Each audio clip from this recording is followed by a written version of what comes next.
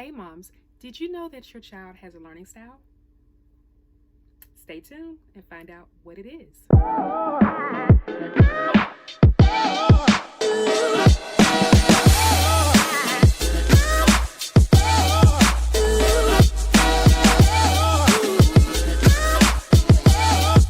right, moms, welcome back.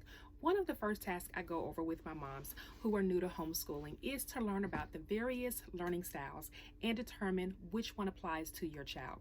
This is incredibly helpful to know when deciding on curriculum and how to teach your child.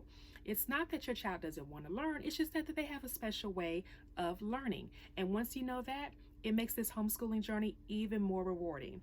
So, I host a homeschool builder workshop each year where I teach moms who are new to homeschooling the ins and outs of homeschooling and walk them through the process step by step. So we go over things like the homeschooling laws, curriculum, scheduling, budgeting, and the list goes on and on. One of the things that we do cover is determining your child's learning style.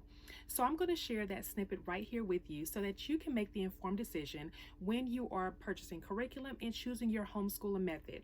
Okay? If you're already in the middle of the school year, then you can just make those adjustments. All right, let's jump into the lesson. In today's lesson, we are going to determine your child's grade and learning style. So first we need to determine what grade is my child in. So typically, this chart that you see right in front of you is how grades are determined based on your child's age. So you have a preschooler, they're typically between age 3 and 4. Pre-K is 4 to 5. Kindergarten, ages 5 to 6. First grade, 6 to 7. Second grade, 7 to 8. Third grade, 8 to 9th. Fourth grade, 9th to 10th. Fifth grade, 10th through 11th age.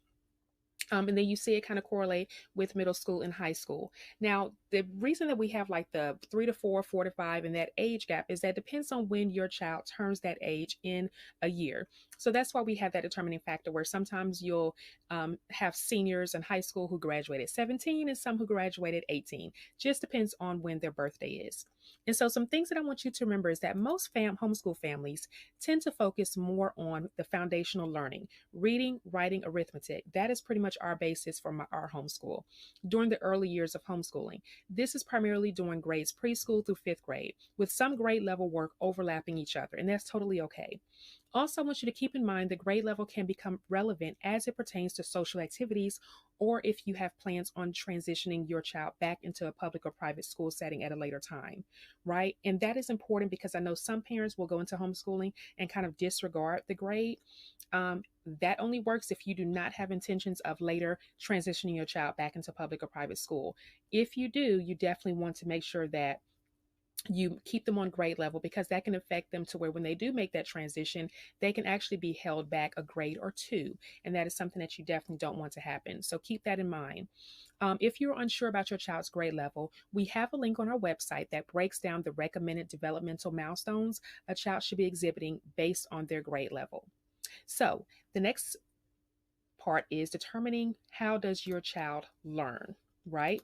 This is incredibly important as you are embarking on this homeschooling journey. So the first being, you may have a visual learner, and these learners retain information better through images, drawings, charts, written material, and a lot of color.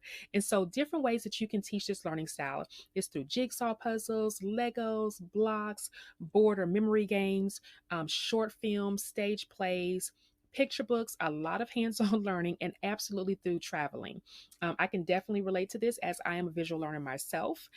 So these are great ways in which you can teach that learning style. The next is that you may have a kinesthetic style learner, right? And so these learners retain information better through physical engagement by movement, touching, and feeling the world around them. These learners also, you'll notice, have a hard time staying still for a long period of time. My 6-year-old is like that. And so different ways you can teach this learning style is through discussions, sports and activities that allows them to move around, drawing while they're learning. So while you are teaching, they may be doodling on a piece of paper, hands-on assignments like spirit science experiments and art projects, and tasks that can be accomplished fairly quickly. Okay, welcome back to part two of determining your child's grade and learning style. And in the previous video, we talked about a couple of different learning styles. Now we're going to talk about the other two learning styles.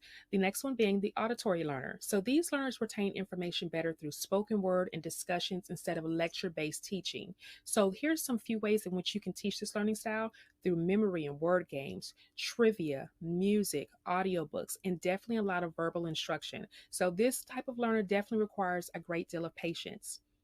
The next type of learner, the last style learner, is the logical learner. So these learners retain information better through routine, consistency, exploration, and questioning everything around them. My oldest son is definitely a logical learner.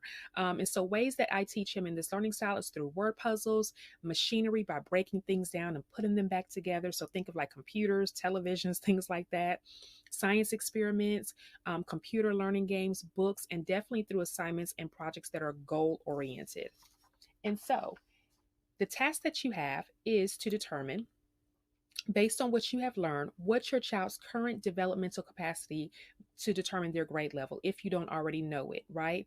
Also, talk with your child. Do some exploratory assignments to determine what their learning style is. Talk with them, have that conversation with them.